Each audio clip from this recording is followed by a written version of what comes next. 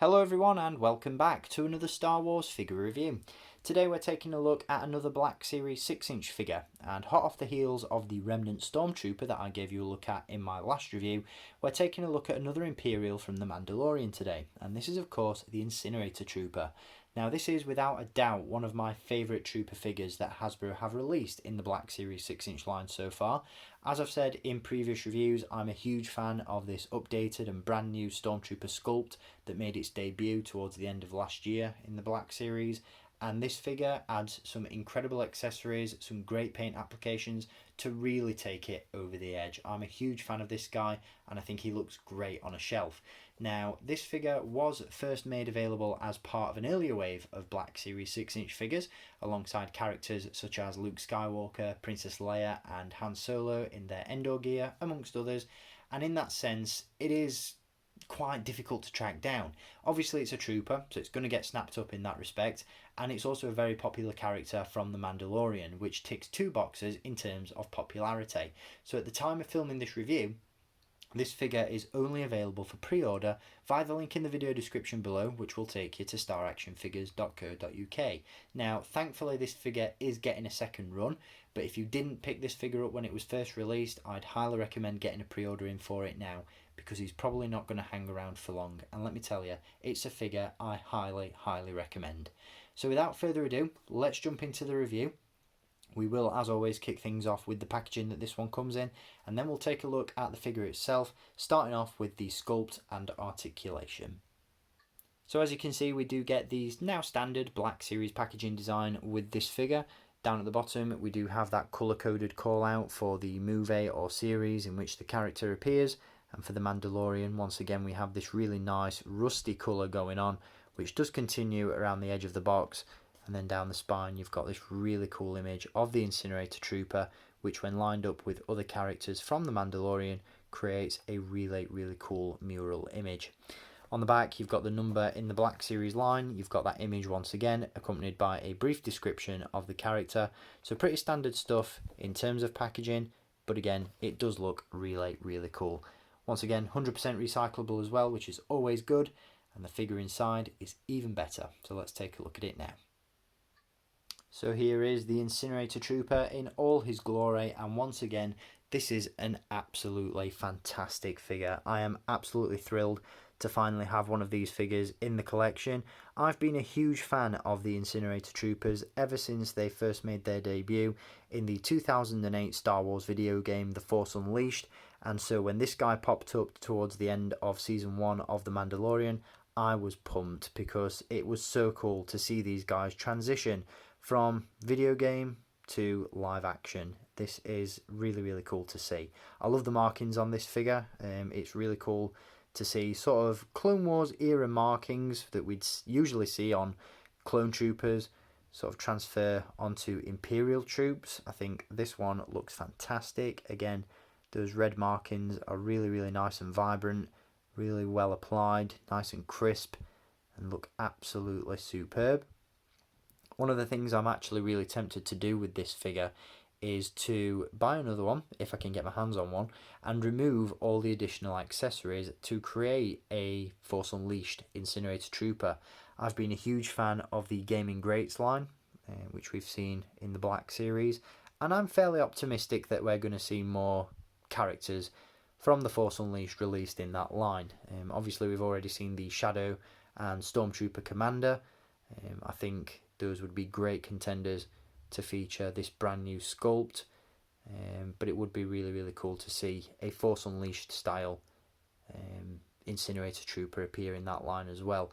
Obviously in the video game they didn't have the oxygen tank on the back, they didn't have the pauldron, and they didn't come with this rather chunky flamethrower. They just had the standard E11 blasters, so that would be really cool to see. But this figure, obviously based on his appearance in The Mandalorian, looks absolutely fantastic.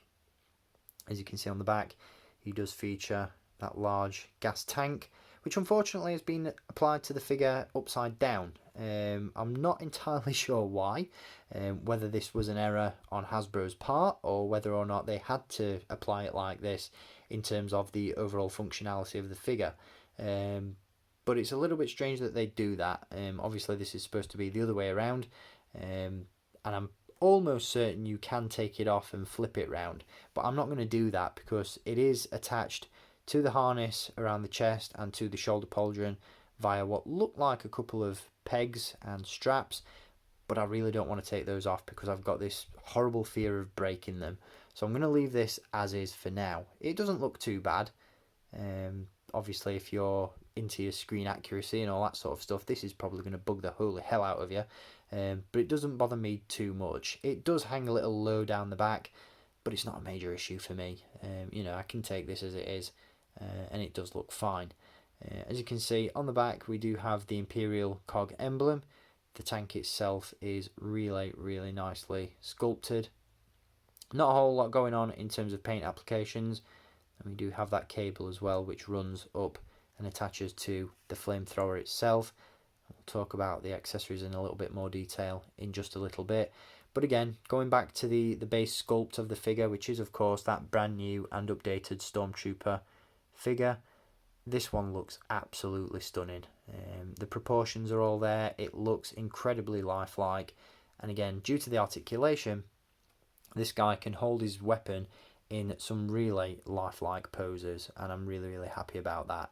So it definitely gets top marks in the overall appearance department, obviously with the exception of that small error on the back of the figure.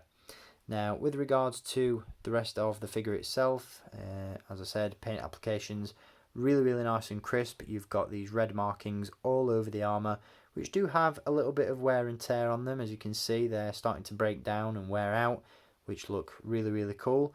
I must admit, in terms of the paint applications, one thing I think this figure would have really benefited from would be a dirty wash. Obviously, being a flamethrower trooper, that's main job is to set things on fire, you'd expect him to be sort of covered in a bit of dirt and ash and soot and all that sort of stuff. So I think some black details on the armour, just to create a little bit more added weathering, would have gone a real long way with this one. Obviously, as you can see, he is very shiny. He's very clean, with the exception of those worn down red markings, but a little bit of extra dirt would have gone a long way to add some depth and realism to this one. But it's not a major complaint because, again, this figure does look absolutely awesome. As you can see, that head sculpt or helmet sculpt is spot on. Really does capture the look of the character nicely. Underneath, we do of course have one of those unpainted Jango Fett clone heads, which really helps Hasbro to capture the proportions of the figure overall, and I think they've done a great job with that. You can see he does feature his shoulder pauldron as well, which again is really nice and crisp in the paint applications department. You do have his belt around the waist with the thermal detonator on the back, and those paint applications do continue down to the lower portions of the figure. So really nice detail in terms of the paint. The armour has a really nice gloss finish to it, which looks fantastic. And in terms of articulation, again, this one ticks all the boxes. You get some really lifelike poses out of this one, which I absolutely love. So starting off at the top, we do have, of course, a ball joint at the head and at the base of the neck, so you get some really nice fluid motion out of that. You can look up, down, and all around without any problems. We do have butterfly joints and hinges at the shoulders. The armour plating there doesn't get in the way too much, which is always good, so you can lift the arms up nice, get him in some, again, really nice poses. We do have hinges at the elbows and at the wrists. Again, he can hold his weapon really well. We have a nice fluid ball joint at the torso as well. The armour piece underneath the harness is a separately sculpted piece once again, so that doesn't hinder any articulation.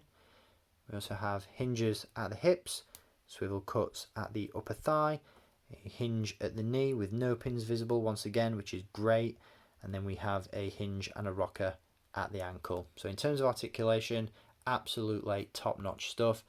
I absolutely love this new Stormtrooper, and as I've said in previous reviews, I can't wait for Hasbro to milk this one to death and give us tons and tons of variations on the Imperial Stormtrooper. Can't wait to see what they come up with next. Again, one that I think is a given is the Artillery Stormtrooper that we saw in Season 2 of The Mandalorian, which is a simple repaint of this figure, just with yellow markings in place of the red that we see on this guy. But again, would be really, really cool to see the Stormtrooper Commander from The Force Unleashed. An update to the Sand Trooper would be really nice as well. But yeah, I'm just a huge, huge fan of this guy.